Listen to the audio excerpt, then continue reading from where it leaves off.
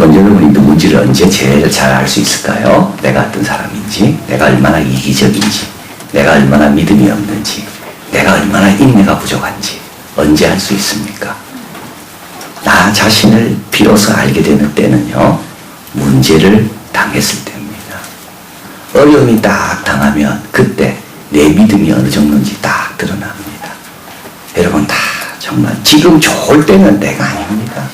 좋을 때는 누구나 다 훌륭합니다. 잘 될 때 불평하는 사람이 누가 있으며 잘 될 때 자신의 부족이 드러나는 사람이 누가 있겠습니까?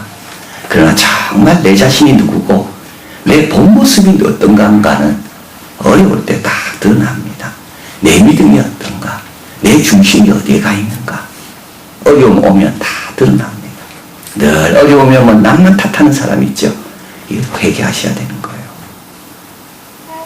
늘 그래요. 늘 그래요. 어려움이 오면 다른 사람 하나도 안 보이는 사람 있죠. 자기 연민에만 빠지는 사람. 이런 사람도 좀 조심해야 돼요. 그러나 어려움이 와도 여전히 한결같은 사람, 그게 원래 내 모습인 겁니다. 그런 분은 참 감사할 뿐이지. 참 하나님께 감사해야 될 뿐. 우리 하나님은 이스라엘의 마음을 어떻게 하셨습니까? 시험을 통해 하십니다. 아브라함의 마음을 어떻게 하셨다고요? 시험을 통해 하신다고요. 아브라함이 잘하고 있을 때 하나님 내가 너를 안다 말하지 않습니다.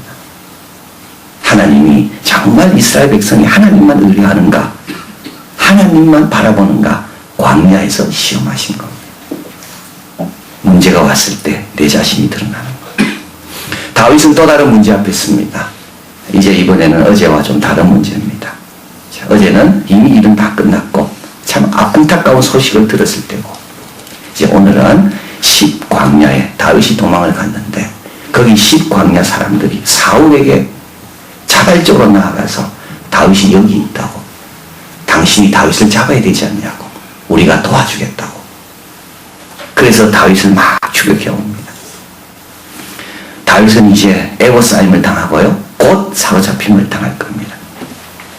구약학자 월터 브루기만은 이 추적 이야기를 이렇게 말합니다. 만약 한 줄만 더 써야 했다면 그 한 줄은 아마 다윗이 잡혔다는 내용일 것이다. 근데 그 바로 한 줄 앞에서 하나님께서 다윗을 건져주십니다. 이 위험 앞에 오늘 본문은 다윗은 어떻게 했는가? 어려움 앞에서 다윗은 어떤 사람인가? 그게 딱 드러난 것이 오늘 본문입니다. 오늘 본문을 통해서 나도, 우리도 어려움 앞에 왔을 때 다윗처럼 행동하시는 우리가 되기를 바랍니다. 첫 번째, 다윗은 어려움 왔을 때 뭐 했다고요? 기도했습니다. 여러분, 말은 쉽지요. 기도하라. 말은 쉽습니다. 근데 3절 한번 보겠습니다. 외인이 일어나 나를 치며 강포한 자가 내 생명을 수색하며, 이때 뭐 했다고 다윗은요? 기도했다는 겁니다. 급할 때 기도했다는 겁니다. 이게 다윗의 아름답고 훌륭한 모습인 겁니다. 우리는 급하면 뭐합니까? 의논부터 하고 달려가고. 다윗은 급할 때 뭐 했다고요? 기도했다고요. 다니엘은 사자굴을 준비하고 있을 때 다니엘은 뭐 했나요? 다니엘 기도했습니다. 어떻게 내가 사자굴을 피할까? 의논하지 않았습니다. 우리 예수님은 뭐 하셨나요? 가룟 유다가 예수님을 십자가에 못 박으려고 모의하고 있을 때 예수님은 뭐 했습니까? 그 모의를 쫓아다니며 그 모의를 들으려고 했습니까? 우리 예수님은 겟세마네에서 뭐 하셨습니까? 기도하셨습니다. 항상 기도보다 앞선 게 있으면 안 됩니다. 여러분, 가정에 급한 일이 생깁니까? 누가 갑자기 아픕니까? 그때 뭐부터 하라고요? 그때 마음의 중심을 잡는 기도부터 해야 되는 겁니다. 이거 어쩌지 저거 어쩌지 이거 뛰어다닐 일이 아니라는 거예요. 외인이 일어나 나를 치고 강포한 자가 내 생명을 수색하며, 얼마나 급한 상황입니까? 근데 다윗은 뭐라 했다고? 1절, 하나님의 주의 이름으로 나를 구원하시고, 2절, 하나님의 내 기도를 들으시고 내 입의 말에 귀를 기울이소서. 어저께 다윗은 외쳤다 그랬습니다. 하나님의 인자하심은 항상 있다고 외쳤다 그랬습니다. 오늘 다윗은 어떻게 기도합니까? 내 입의 말을 들으소서. 소리내어 기도합니다. 캘커타에 가면 마더 테레사가 세운 죽음의 집이 있습니다. 우리 중학생들 중학교 때 다녀온 적이 있죠. 이 집은 그렇게 크지 않습니다. 근데 이 집에는 어떤 사람들만 들어오는가 하면 마지막 죽기 직전에만 들어옵니다. 그래서 이 땅바닥에 매트리스가 쭉 깔려있고 거기에 사람이 누워있습니다. 이 사람은 평생 매트리스에 처음 누워보는 사람. 그리고 이제 곧 있으면 이제 죽게 됩니다. 이게 죽음의 집입니다. 이름도 죽음의 집입니다. 마더 테레사가 캘커타의 거지들을 가장 가난한 사람들 마지막 인종 도와주기 위해서 봉사하던 곳. 그런데 그 집에 가보면 참 놀라운 게 있다 그러죠. 저도 갔다 왔습니다만 너무 이 사리를 입은 이 수녀들이 너무 편안하게 일한다는 겁니다. 마더 테레사는 이 집에 원칙을 세웠습니다. 목요일에는 반드시 휴식을 해야 되고 매일 새벽 4시에는 예배를 드려야 되고 기도를 해야 되는 겁니다. 이게 원칙입니다. 마더 테레사는 다음과 같이 말합니다. 할 일은 언제까지 남아있다. 그러나 우리가 쉬지 않고 기도하지 않으면 그 일을 할 우리는 영원히 사라지고 말 것이다. 일은 안 사라집니다. 여러분 꼭 기억하십시오. 일은 안 사라집니다. 그러나 그 일을 할 내가 사라질 수가 있다는 거. 지쳐가지고. 그래서 뭐가 꼭 필요하다고요? 기도가 필요합니다. 여러분 꼭 기억하십시오. 일은 절대 안 사라져요. 오늘 급한 일 끝나면 내일 급한 일 없을까요? 모레 없을까요? 일은 항상 있습니다. 일만 생각하는 사람은 절대 기도 못합니다. 내가 중요한 거예요. 내가. 일은 내일도 있을 거예요. 근데 내가 내일 있을 겁니까? 내일 내가 있는 상태로 있을까요? 빌립보서 4장 6절 7절 말씀합니다. 앞에 있죠? 같이 한번 있습니다. 아무것도 염려하지 말고 오직 모든 일에 기도와 간구로 너희 구할 것을 감사함으로 하나님께 아뢰라. 그리하면 모든 지각이 뛰어난 하나님의 평강이 그리스도 예수 안에서 너희 마음과 생각을 지키시리라. 꼭 기억하시. 일하면서 이러고 일하는 거예요. 일 안 하는 게 아니에요. 주님의 평강과 주님의 평강이 내 마음과 생각을 지키시는 걸 먼저 붙잡고 그 다음에 일을 하는 겁니다. 여러분 급한 일 생기면 이제부터 이거 기도하는 싸움이구나. 기도한다고 아무 달라지는 거 아무 여러분 일에 지장 없습니다. 아무 일은 여전히 있습니다. 내가 살기 위해서는 기도해야 돼요. 다윗은 먼저 기도합니다. 두 번째 다윗은 함께하는 사람을 참 감사함으로 바라봅니다. 참 이게 또 다윗의 특별한 점입니다. 4절 같이 한번 읽어볼까요? 하나님은 나의 돕는 자시라. 주께서 내 생명을 붙드는 자와 함께 하시나이다. 참 이게 중요한 내용이 있습니다. 나를 돕는 자입니다. 얼마나 귀한 내용입니까? 그런데 하나님 나를 어떻게 돕습니까? 내 생명을 붙드는 자를 통해 돕는다는 겁니다. 꼭 기억하셔야 돼요. 우리는 앞에 것만 알아요. 하나님 나를 도우신다. 근데 하나님 나를 돕기 위해서 누굴 통해 도우신다고요? 내 생명을 붙드는 자를 통해 도우시는 겁니다. 다윗이 광야 생활을 하며 도피 생활을 하면서 그래도 다윗에게 제일 기쁨과 다윗의 어떤 자존심, 다윗의 보람, 다윗에게 나름대로 의미를 준 것이 있습니다. 그게 누굽니까? 다윗과 함께하는 사람들입니다. 아둘람 굴에 도망 처음 갔을 때입니다. 이때 다윗의 가족이 다윗에게 모여오죠. 그리고 또요. 원통한 자, 빚진 자, 또 억울한 자 이런 사람들이 다윗에게 400명 정도 몰려옵니다. 그리고 그들이 다윗을 장군으로 세웁니다. 다윗은 다 이렇지만 다시 장군이라는 체면, 장군이라는 역할을 어디서 부여받습니까? 이들을 통해 부여받는 거예요. 어려움이 다 왔습니다. 여러분 어려움이 올 때요. 주위를 한번 둘러보십시오. 나를 위해 기도해 주는 사람.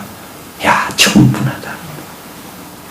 왜냐하면 내 생명을 붙드는 자와 하나님이 함께 하시니까. 나와도 함께 하지만 내 생명을 붙들기 위해서 선한 마음으로 나를 도와주는 그 사람과도 하나님은 함께 하시니까. 근데 이들이 어떤 사람이라고요? 별 볼 일 없는 사람입니다. 채무자입니다. 원통한 자입니다. 억울한 자예요.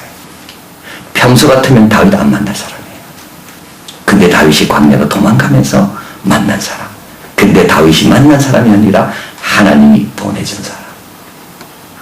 여러분 여기 있는 분들을 내가 만났다 생각하지 마시고 하나님이 나를 위해 보내셨다 생각하시면 됩니다. 그래서 고난이 올 때 혼자가 아니다. 고난이 올 때 내 생명을 붙드는 그자와 하나님이 함께 하신다. 그래서 주위에 있는 사람을 소중히 바라봅니다. 소중히 여겨야 되는 것. 고난이 올수록 내 주위에 있는 우리 이한교회를, 내가 몸담고 있는 교회를 더 소중히 여겨야 됩니다. 하나님이 나를 위해 보내신 분들이구나.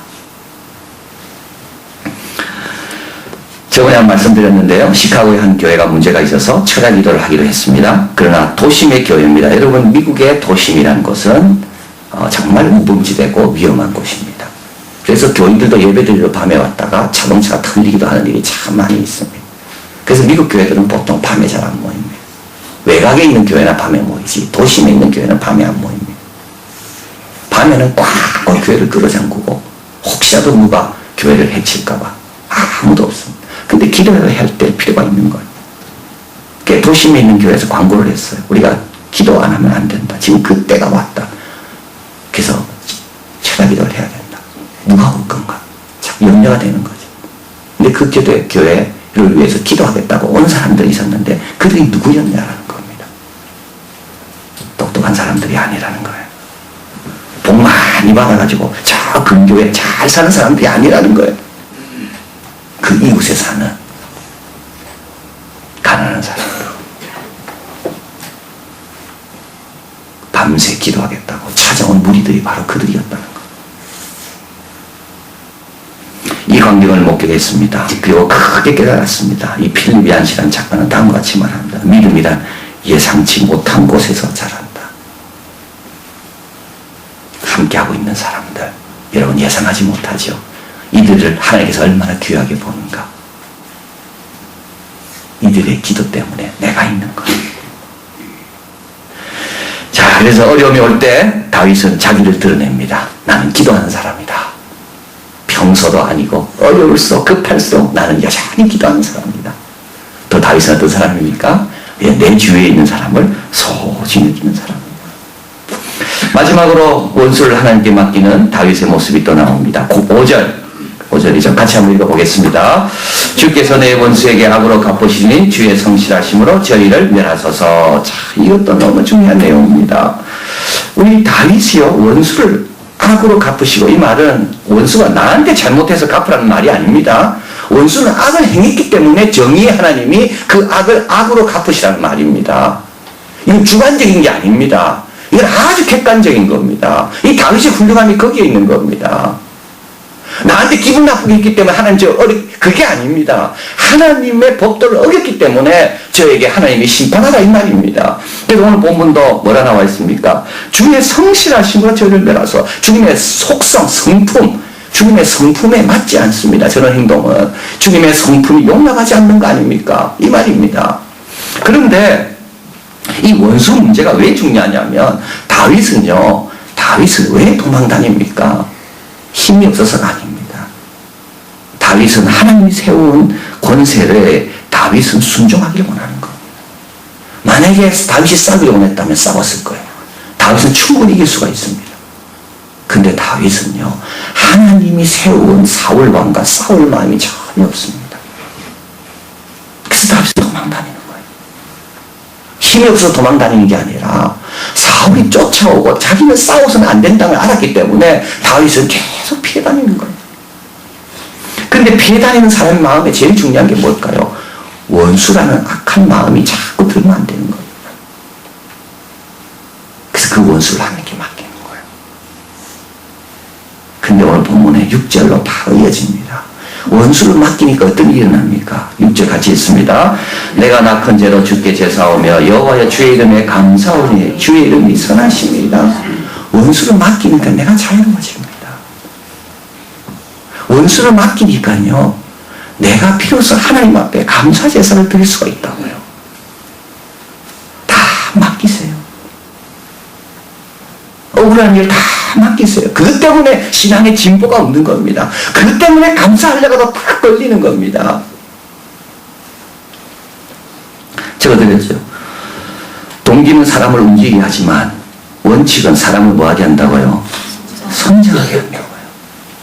어떤 동기로 여러분 열심히 합니까? 원수 갚는 것 때문에요. 그럴 수 충분히 있죠.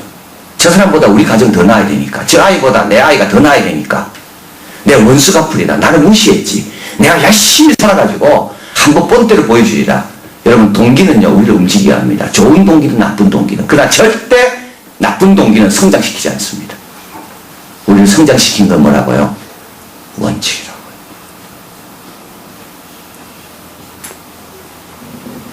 다윗에게는 원수가 없는 것이 목표가 아닙니다. 하나님의 기쁨이 되는 것이 그의 목표입니다. 다윗의 목표는요, 원수보다 뛰어나는 게 아니라 내가 더 성장하는 것. 이게 다윗의 목표인 거예요. 원수 다 맡기는 것, 하나님께. 날마다 새로운 원수가 만들어지지만 다윗은 하나님께 다 맡기는 것. 그러니까 가벼워져요, 짐이. 원수 쳐다볼 필요 없고 자기가 해야 될 목표만 바라보고 나가는 것. 다윗은 죽습니까? 다윗은 안 죽습니다. 왜 안 죽겠습니까? 하나님이 왕을 세우려고 이미 기름 부었기 때문에. 다윗을 에워싸고 사울이 이제 잡으려고 하는 순간에 한 병사가 급히 달려옵니다. 그러면서 사울 왕이 이렇게 말합니다. 지금 다메섹이 블레셋 사람이 우리 땅을 침노하였다고. 그 이 말을 듣고 사울과 그 신하들은 돌아서 그쪽으로 갑니다. 여러분, 중간에 안 죽어요. 하나님이 명하신 그 뜻 이룰 때까지 아주 건강하고 아주 복되고 아주 힘차게 살 거예요. 매일매일 일어나는 사소하고 급한 일로 인하여 기도를 멈추시지 마시기 바랍니다. 그리고 하나님께서 그렇게 하시려고 주위에 붙여주신 겁니다. 주위에 있는 분들을 소중히 여기세요. 교회를 소중히 여기고, 그리고 나를 힘들게 하는 원수, 그건 하나님께 다 맡기세요. 하나님이 알아서 감당하시고, 하나님이 알아서 다 정리하시고, 원칙을 지키시면서 성장하는 우리 모두가 되기를 바랍니다.